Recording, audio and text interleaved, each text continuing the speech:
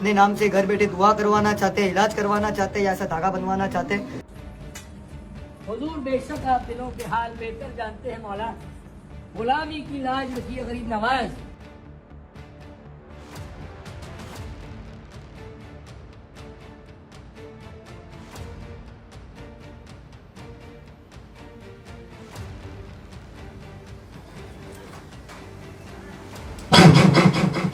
ये wrong number है, ये रॉन्ग नंबर है। मुस्लिम उम्मत के अंदर एक बहुत बड़ी गलत फहमी पैदा कर दी गई है कि एक मुसलमान कभी भी शिर्क के करीब नहीं जा सकता, वो कभी शिर्क कर ही नहीं सकता। इसी गलत फहमी की बुनियाद के ऊपर मुसलमान मार्केट के अंदर नए नए शिर्क के तरीके लेकर आ रहे हैं।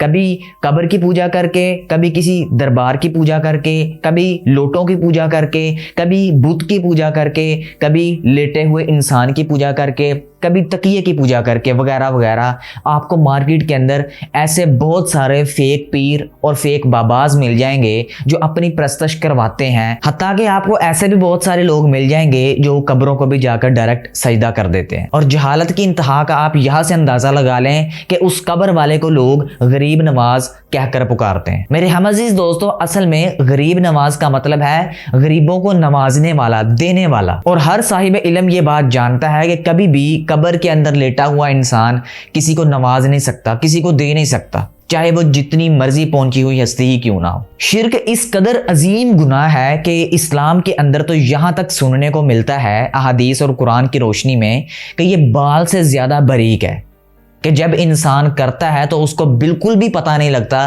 कि मैंने कितना बड़ा गुनाह कर लिया। अल्लाह ताला तो यहां तक फरमाते हैं कि मैं क़यामत वाले दिन अगर किसी इंसान को बख्शने लगूंगा और उसके नामा इमाल में शिर्क निकल आया तो मैं कभी भी उसको माफ नहीं करूंगा। सारे गुनाह माफ हो जाएंगे, कभी भी शिर्क माफ नहीं होगा। अल्लाह ताला कुरान मजीद में इरशाद फरमाते हैं कि जो लोग ईमान लाए और उन्होंने अपने ईमान के अंदर शिर्क को मिलाया नहीं, तो यही लोग अमन वाले हैं, यही लोग हदायत वाले हैं। लेकिन आज के इस दौर के अंदर अगर हम जाकर दरबारों में मलंग बन जाएं, नमाजों की पाबंदी ना करें, कुरान की तिलावत ना करें और हम खुद को शिर्क से बिल्कुल पाक साफ भी समझें, तो ये कहाँ का इंसाफ है। अगर ये अकीदा रखा जाए कि मुसलमान कभी भी शिर्क नहीं कर सकता, तो फिर ये रसूलुल्लाह सल्लल्लाहु अलैहि वसल्लम ने क्यों फरमाया था कि किसी मैयत के जनाजे के अंदर अगर 40 लोग शिरकत करेंगे और वो अगर शिर्क ना करते होंगे तो अल्लाह ताला उन 40 आदमियों की सिफारिश कबूल करके उस मैयत की मगफरत कर देता है। अगर रसूलुल्लाह सल्लल्लाहु अलैहि वसल्लम को हम मुसलमानों के अंदर शिर्क का खदशा ना होता तो वो ऐसा क्यों फरमाते? इसका मतलब यह है कि हम मुसलमानों के अंदर शिर्क बहुत ज्यादा पाया जाने का खदशा था, इस वजह से रसूलुल्लाह सल्लल्लाहु अलैहि वसल्लम ने फरमाया। एक और हदीस में अल्लाह के नबी सल्लल्लाहु अलैहि वसल्लम ने फरमाया कि तुम पहले उम्मतों की एक एक बलिश्त, एक एक गज की इत्तबा करोगे, यहां तक कि अगर वो किसी गो के सुराख में भी दाखिल होंगे तो तुम उनकी इत्तबा करोगे, तुम उनके पीछे जाओगे। तो क्या मेरे हम अजीज दोस्तों, जो कुछ भी हमारे दरबारों के अंदर पाया जाता है, क्या वो हिंदुओं के अंदर नहीं पाया जाता? क्या वो ईसाइयों के अंदर नहीं पाया जाता? आज हमारे माशरे के अंदर हक खतीब जैसे फेक गुंडे भी पाए जा रहे हैं। आज हमारे माशरे के अंदर 12 रबीउल अव्वल के मौके के ऊपर बेइंतहा की बेहयाई भी नजर हमें आ रही है। आज अगर आप मुख्तलिफ दरबारों में चले जाएं तो फेक बाबाज भी आपको मिलेंगे जो अपनी प्रस्तश करवाते हैं। क्या ये मेरे हम अजीज दोस्तों तमाम चीजें शिर्क के अंदर नहीं आती? डॉक्टर इसरार अहमद तो यहां तक फरमाते हैं कि शिर्क की इकसाम बहुत सारी हैं, उनमें से एक किस्म यह भी है कि अगर तुमने शैतान की बात मानकर नमाज छोड़ दी या कोई भी गुनाह कर लिया तो यह भी शिर्क है। क्योंकि शिर्क का असल मतलब यही है कि अल्लाह ताला की बात के ऊपर नाउज़ बिल्लाह किसी और की बात को तरजीह देना, किसी और की इत्तबा करना। नबी करीम सल्लल्लाहु अलैहि वसल्लम अपनी वफात के करीब मर्जुल मौत में जब मुब्तला थे तो उस वक्त फरमाते हैं कि यहूदो नसारा के ऊपर अल्लाह ताला की लानत हो कि उन्होंने अपने अंबिया की कब्रों को सजदागाह बना लिया। तो हजरत आयशा रजी अल्लाह तआला अन्हा फरमाती हैं कि अगर ये खदशा ना होता तो रसूलुल्लाह सल्लल्लाहु अलैहि वसल्लम की कब्र मुबारक को भी खुला छोड़ दिया जाता, लेकिन आप सल्लल्लाहु अलैहि वसल्लम को भी खतरा यही था कि कहीं आपकी कब्र मुबारक को भी सजदागाह ना बना लिया जाए।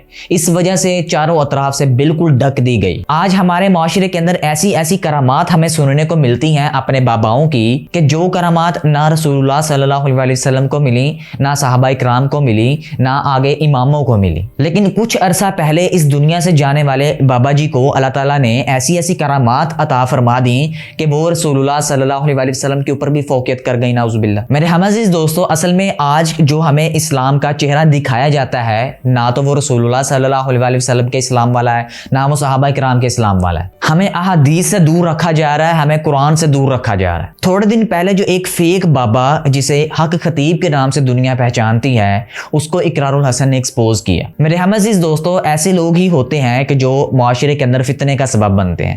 ایسے لوگ ہی ہوتے ہیں جب یہ مر جاتے ہیں تو لوگ ان کی پرستش کرنا شروع کر دیتے ہیں، ان کی قبروں کو پوجنا شروع کر دیتے ہیں۔ جب تک ہمارے لوگ علم سے دور رہیں گے، قرآن سے دور رہیں گے، احادیث سے دور رہیں گے، تو ایسے کام معاشرے کے اندر ہوتے رہیں گے۔ ایسے جو فیک لوگ ہوتے ہیں وہ معاشرے کے اندر پرمان چڑھتے رہیں گے۔ اس دنیا میں جتنے بھی انبیاء آئے، انہوں نے اپنی اولادوں کو شرک جیسے گناہ سے بچنے کی ہی تلقین کی ہے کہ کبھی بھی شرک نہ بھولے سے کر لینا۔ پہلی بات میرے عزیز دوستو، کوئی بھی انسان اگر یہ کلیم کرے کہ اسلام کے اندر یہ کام یا اصول پایا جاتا ہے تو اس کی تصدیق آپ خود بھی کریں۔ اور دوسرے نمبر پر میرے عزیز دوستو، شرک جیسے گناہ سے ہمیشہ بچنے کی توفیق اللہ تعالیٰ سے مانگتے رہیے ہر حال میں، کیونکہ یہ شرک ایسا گناہ ہے کہ جب انسان کے اوپر موت کا وقت ہوتا ہے تب بھی شیطان انسان کو گمراہ کر دیتا ہے اور اللہ تعالیٰ کے ساتھ کفر کر دیتا ہے۔ اللہ تعالیٰ تمام امت مسلمہ کو علم حاصل کرنے کی توفیق عطا فرمائے۔ اللہ تعالیٰ تمام امت مسلمہ کو شرک جیسی لعنت سے محفوظ فرمائے۔ پیغمبر کا مطلب صرف اور صرف دعوت دینا ہوتا ہے، پیغام پہنچانا ہوتا ہے،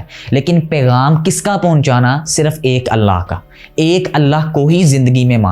امید کرتا ہوں آج کی اس ویڈیو سے آپ کو بہت کچھ نیا جاننے کو ملا ہوگا۔ اپنا بہت سا خیال رکھیے گا۔ میں ملوں گا انشاءاللہ آپ سے ایسی ہی انٹرسٹنگ نیکسٹ ویڈیو میں۔ تب تک کے لیے اللہ حافظ۔